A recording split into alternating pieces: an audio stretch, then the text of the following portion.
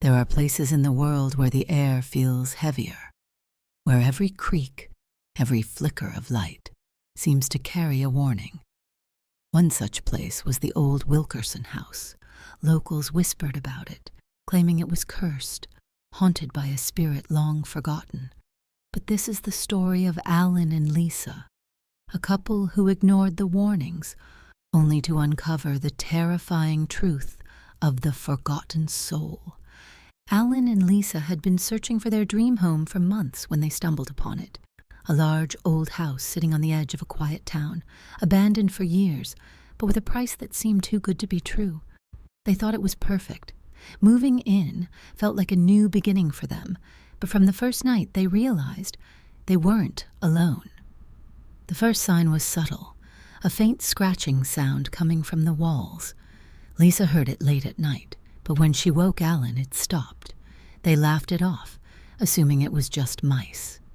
But the next night, it grew louder, clawing, scraping, as if something was trying to get out.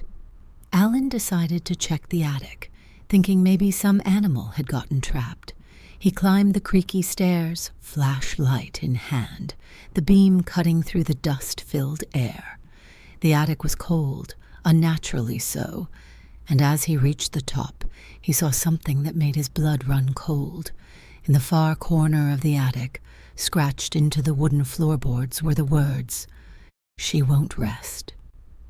Alan's flashlight flickered, and in that brief moment of darkness he felt it, a presence, cold and menacing, standing right behind him. When the light came back, there was nothing there. He ran down the stairs, telling Lisa what he'd seen, but she didn't believe him.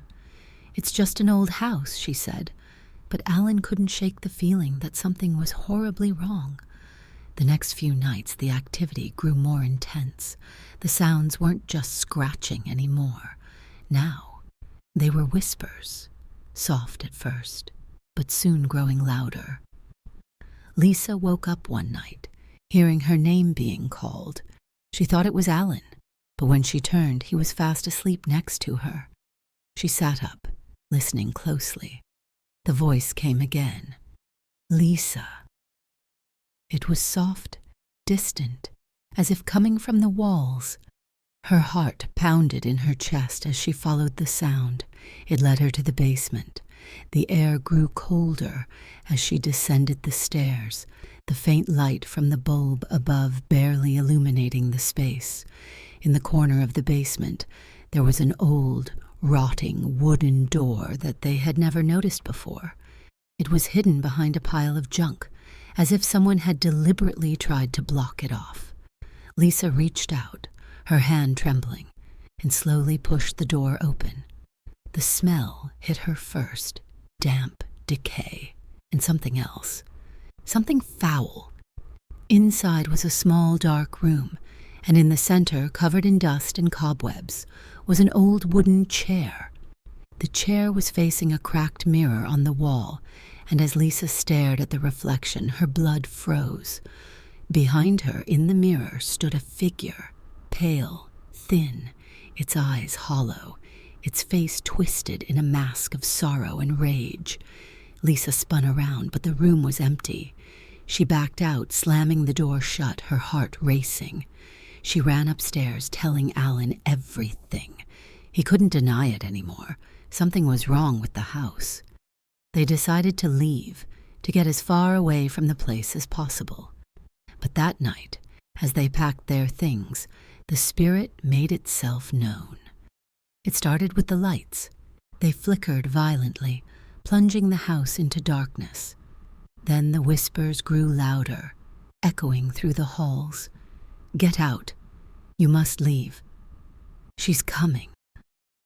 Alan grabbed a flashlight, and as he turned it on, the beam landed on the hallway mirror, and there, reflected in the glass, was the same figure Lisa had seen.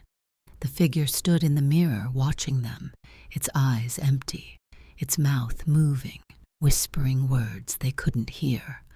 But then it moved. Slowly it stepped out of the mirror.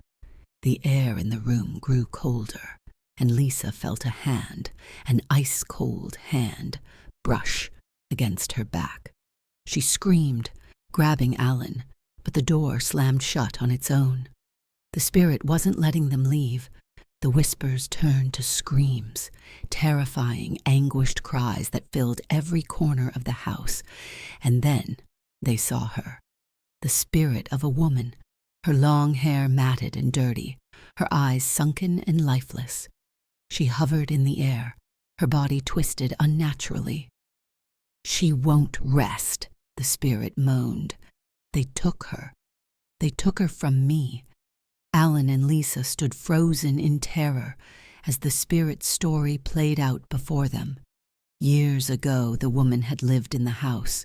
Her daughter had disappeared, taken by something dark, something evil. The woman had spent years searching for her, but when she couldn't find her child, she took her own life, vowing to never leave until her daughter was returned. Now her restless soul wandered the house, searching, forever trapped in her sorrow. And she wasn't alone. There was something darker in the house, something that had taken her daughter and now wanted them. The lights flickered again, and the room plunged into darkness. Alan and Lisa grabbed each other, but they could feel it, a presence closing in. The whispers turned into a low growl, and they knew they had to escape. They bolted for the door, but as they reached it, a force slammed it shut.